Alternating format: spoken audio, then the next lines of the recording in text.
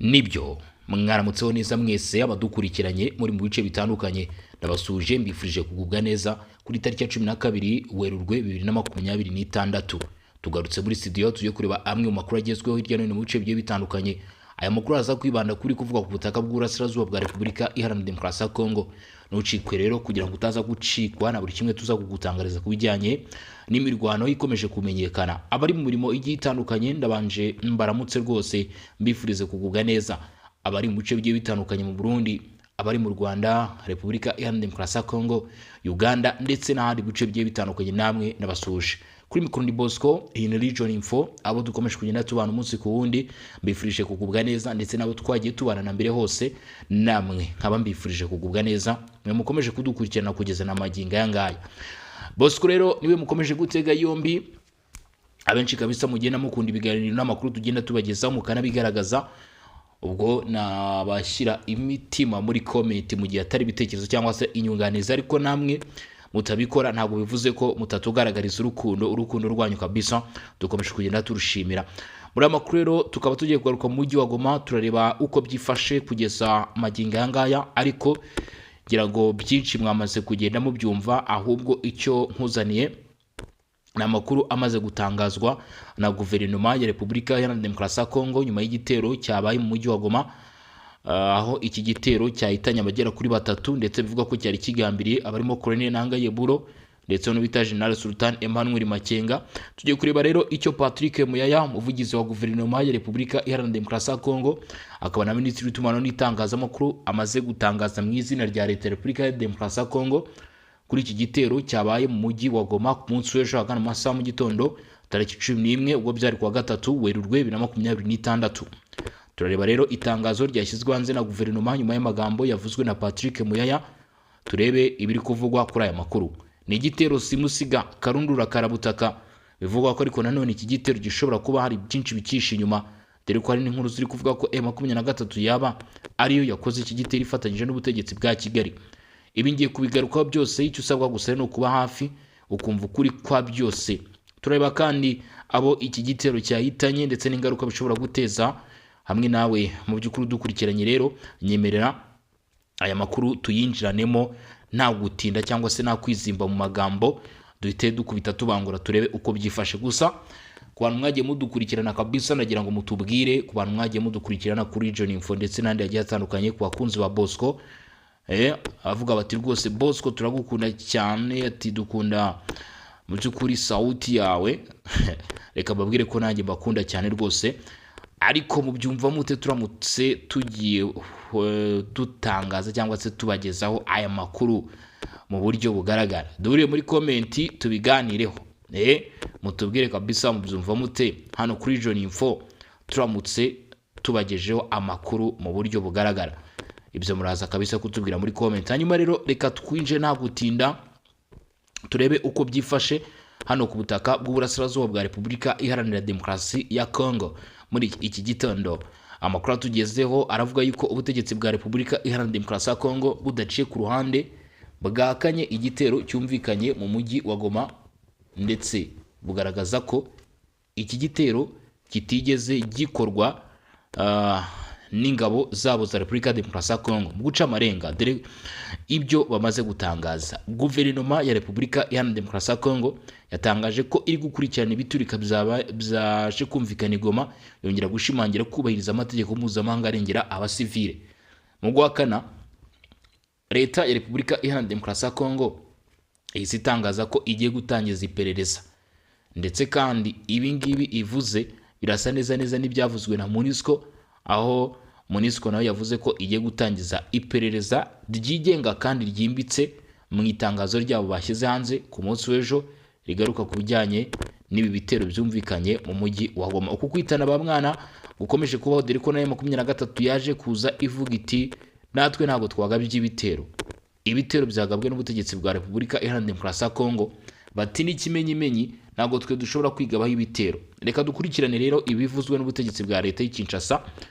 Guverinoma ya Repubulika Iharanira Demokarasi ya Kongo yatangaje ko yakiriye amakuru ajyanye n'ibiturika byabereye mu mujyi wa Goma mu gitondo cyo ku itariki 11 Werurwe 2026, bikaba byateje impfu z'abantu ndetse n'ibyangiritse byinshi ku mitungo. Ibi byatangajwe mu itangazo ryashyizwe ahagaragara na Minisiteri y'Itumanaho n'Itangazamakuru ya Repubulika Iharanira Demokarasi ya Kongo, isobanura ku by'iturika ry'ibisasu byumvikanye mu mujyi wa Goma, bivuga ko byakozwe na drone zizwiho kwituritsa zo mu bwoko bwa kamikaze. Mu itangazo ryasohotse i Kinshasa kuri uyu munsi, guverinoma ya Kongo yagaragaje ko ibabajwe cyane n'abantu bahasize ubuzima muri ibyo biturika, by'umwihariko aho yagarutse ku rupfu rwa Madame Karine Bosset, Umufaransa-kazi wakoraga ishami ry'umuryango w'abibumbye ryita ku bana UNICEF hano muri Repubulika Iharanira Demokarasi ya Kongo. Guverinoma ya Kongo yavuze ko yihanganishije umuryango we, inshuti ze, guverinoma y'Ubufaransa ndetse n'abagize imiryango mpuzamahanga ikora ibikorwa by'ubutabazi bashobora kuba bagira ubwoba cyangwa se bagira impungenge bakavuga bati se aho twebwe ntabwo biza kuba mu by'ukuri meze gutya. Hakaba bari kubihanganisha ndetse no kubakomeza babwira bati rwose muramenye nimucike intege, mukomeze ubwitange ndetse n'umurava mufite, dukomeze gufasha. Ubu n'ubutegetsi bwa leta ya Kongo buvuga kuri uyu nyakwigendera Madame Karine waje guhitanwa n'ibi bitero. Guverinoma ya Repubulika Iharanira Demokarasi ya Kongo ntabwo bagarukiye, ahubwo ubu butegetsi bwa Kinshasa buhise bunashima cyane abakozi b'imiryango itanga ubufasha bw'ubutabazi bakomeje gukora akazi kabo mu bihe bigoye nk'uko iri tangazo bivuga. Abo bakozi bakomeje gufasha abaturage bahuye n'ingaruka z'intambara, batanga ubuvuzi n'ibindi bikorwa by'ubutabazi ndetse banakusanya ibimenyetso by'ibyaha bishobora kuba byakozwe mu gihe cy'imirwano. Uru ruhare rwabo rufasha kugabanya imibereho y'abaturage no gutuma ubutabera bugerwaho ku bahohotewe n'intambara. Guverinoma ya Repubulika ya Demokarasi ya Kongo yavuze ko ibyo bibazo byatewe n'intambara iri kubera mu burasirazuba bw'igihugu, aho ishinja u Rwanda kugira uruhare mu bitero ivuga ko bikorwa ku butaka bwa Kongo ribinyujije mu mutwe witwaje intwaro wa M23. Iri tangazo rivuga ko ibikorwa by'urugomo, impfu z'abaturage ndetse n'isenywa ry'ibikorwa remezo ari ingaruka z'iyo mirwano ikomeje mu gace ka Kivu y'Amajyaruguru. Nubwo leta ya Kinshasa itigeze yerura ivuge ko ishinja u Rwanda none kugira uruhare muri ibi bitero, leta ya Kinshasa yongeye kwibutsa ko u Rwanda ngo rwaba rushyigikiye umutwe wa 23 mu ntandaro z'ibyo bitero n'ibindi byahitanye uyu urimo Karine, Umufaransa-kazi wakoraga hano mu mujyi wa Goma. Ku bijyanye n'ibiturika biri kumvikana i Goma, guverinoma ya Kongo yatangaje ko inzego zibishinzwe zatangiye iperereza kugira ngo hamenyekane neza uko byagenze n'icyabiteye.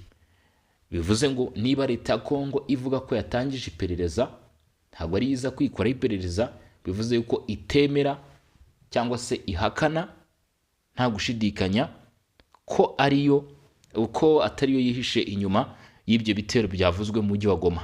Ati rwose turatangiza iperereza kugira ngo hamenyekane neza uko byagenze n'icyabiteye. By'umwihariko iri perereza rigamije kumenya niba ibyo biturika byaturutse ku bitero byagabwe ku duce twigaruwe n'inyeshyamba n'uwaba abifitemo uruhare. Abashinzwe umutekano n'ubutabera basabwe gushyira imbaraga mu gushaka ukuri kugira ngo amakuru nyayo amenyekane. Abashinzwe umutekano rwose, abashinzwe ubutasi by'umwihariko, kugira ngo murabyumva, babwiye bati mukore igishoboka cyose hasi hejuru, mushake abari kugira uruhare muri ibyo bikorwa. Guverinoma kandi yavuze ko kurinda abaturage mu buryo burambye bisaba ko ingabo z'u Rwanda n'abafatanyabikorwa bazo M23 bava ku butaka bwa Kongo.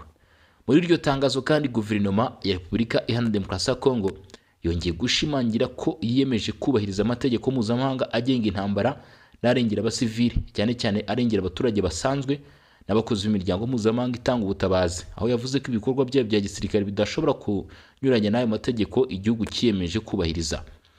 Ndetse guverinoma kandi yavuze ko kurinda abaturage mu buryo burambye bisaba ko u Rwanda n'abafatanyabikorwa bazo AFC/M23 bava ku butaka bw'iki gihugu, kuko ivuga ko bari mu bice by'igihugu bafashe ku buryo butemera amategeko.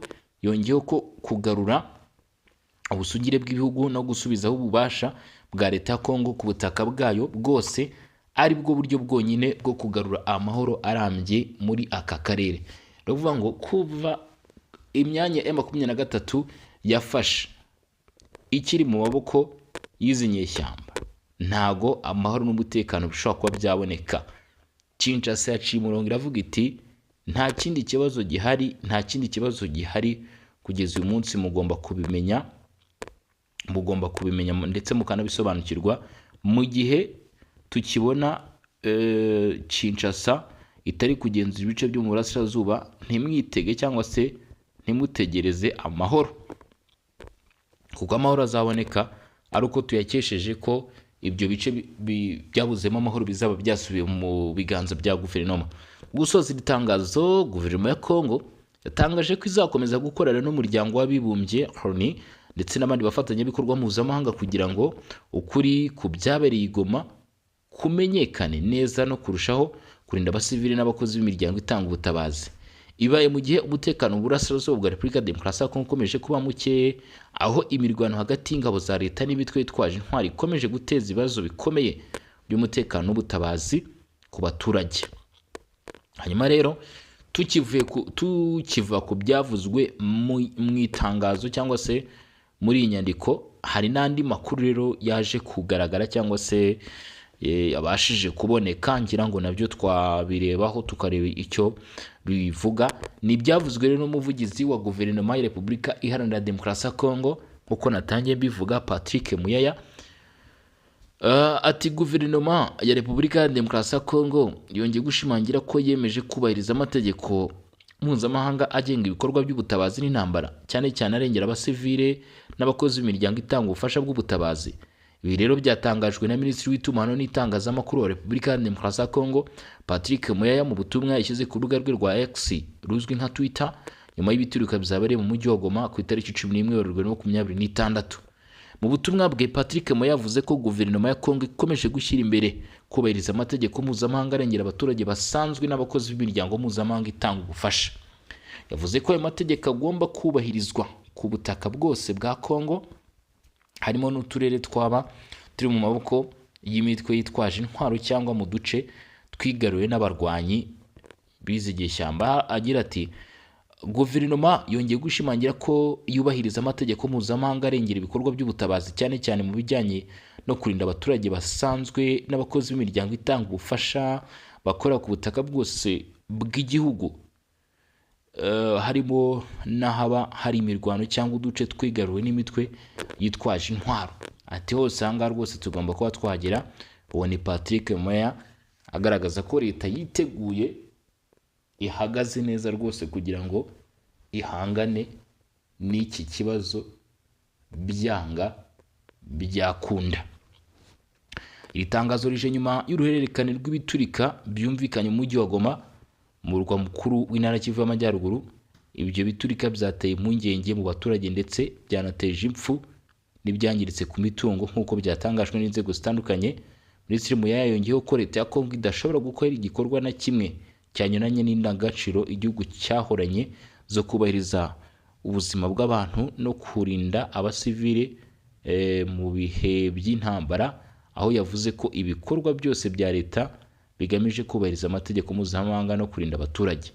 Mu butumwa bwe kandi, Patrick Muyaya yashinje u Rwanda kugira uruhare mu bibazo by'umutekano biri mu burasirazuba bwa Kongo, avuga ko ngo rufatanya n'umutwe witwaje intwaro wa M23, aho yabigeranyije n'umubano w'umubyeyi n'umwana, agaragaza ko u Rwanda ngo ari rwo rushyigikiye uwo mutwe wa M23, ari rwo rufasha mu bikorwa bigiye bitandukanye. Yagize ati turazi neza uburyo bukoresha umubyeyi ari we Rwanda n'umwana we ari we M23. Ayo magambo yashaka kugaragaza ko ku ruhande rwa leta ya Kongo, u Rwanda rufasha umutwe wa M23, rukawufasha nk'umubyeyi n'umwana mu bikorwa bya gisirikare bikomeje mu burasirazuba bw'igihugu. Mu gusoza ubutumwa bwe, Minisitiri Muyaya yashyizeho intero igira iti amagambo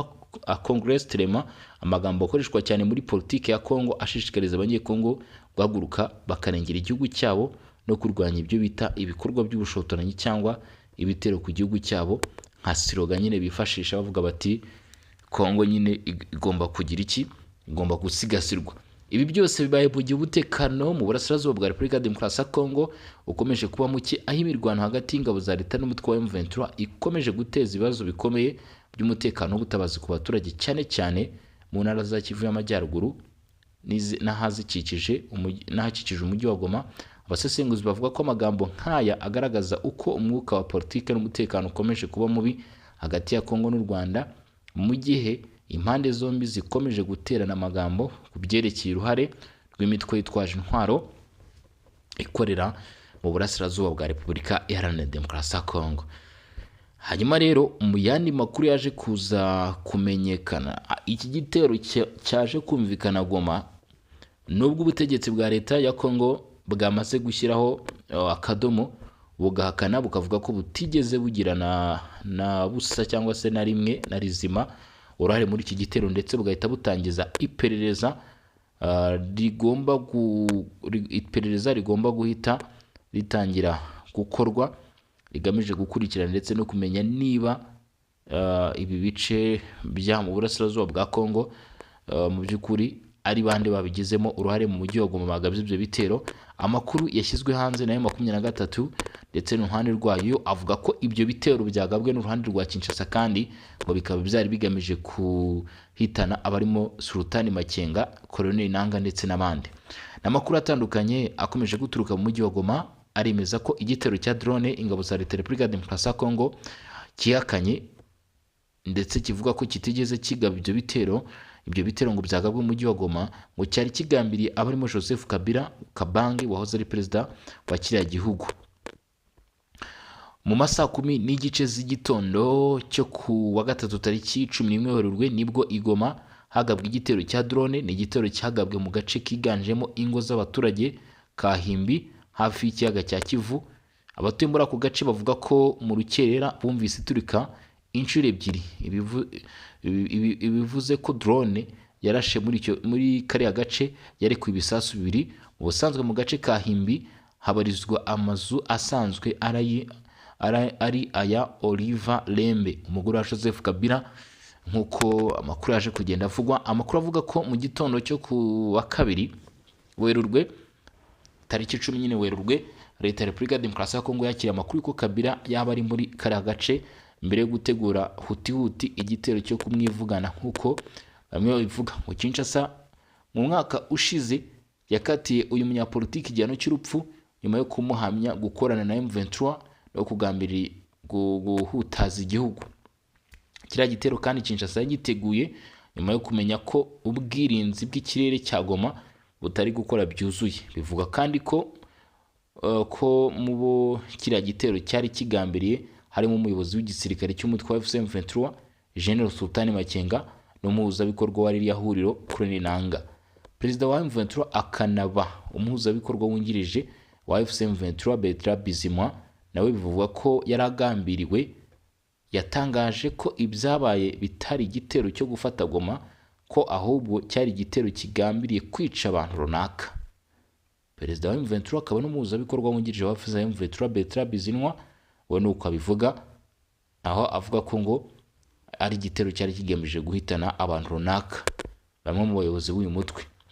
Leta ya Repubulika ya Demokarasi ya Kongo nta kiravuga kuri kiriya gitero, ubwo Bertrand Bisimwa yaramaze kuvuga ibyo, ariko mu kanya kashize nk'uko maze kubagezaho mu byo twanatangiriyeho nibyo ubutegetsi bwa leta ya Kongo bwavuze. Leta ya Kongo rero nicyo kintu yabashe kuvuga, gusa abanyapolitike batavuga rumwe nayo nka Seti Kikuni na Frank Diongo mbere gato yuko leta ya Kongo igira ikivuga bari bagaragaje ko kiriya gitero cyerekana umurongo w'intambara ubutegetsi bwa leta ya Kongo burimo.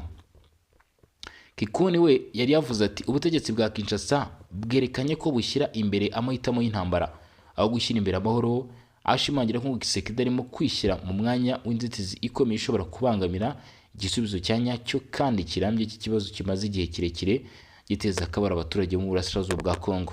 Uwo rero n'umwe mu batavuga rumwe n'ubutegetsi wagize ibyo avuga nyuma y'uko ubutegetsi bwa leta ya Kongo butari bwakageze n'icyo butangaza agaruka cyangwa se akomoza ku bitero byari byaje kumvikana nyine mu mujyi wa Goma ku munsi ahagana ku munsi w'ejo tariki 11 Werurwe 2020 na 2026 nk'abantu mwe ntago biba byoroshye cyangwa se ntago byari byoroshye. Bamwe mu bayobozi rero mu by'ukuri bivuga ko ngo rwose habuze gato cyangwa se Imana yongeye gukinga akaboko, byari bagendekere nk'uko uwo bita Wiringoma byagize iki. Wiringoma ngira ngo murabizi ko bitigeze bimugendekera neza rwose, nk'uko byakomeje kugenda bigaragazwa cyangwa se byerekanwa n'abo ngabo. Rero niko byari bigende. Bamwe bakavuga bati M23 yabitangiye no kwirara rwose cyangwa se yabitangiye kwiyumva cyane igakabya. Uti kubera iki? Kubera yuko uyu mutwe wa M23 kugeza uyu munsi biravuga ko ushobora kuba bigaragara ko nta bwirinzi bwo mu kirere ufite. Ikindi kiyongeraho bakavuga bati M23 usibye n'ubwirinzi bwo mu kirere, abayobozi bayo bariraye barimo barirwa mu mahoteli mu mijyi ndetse n'ahandi mu bice bigiye bitandukanye. Ngayo nguko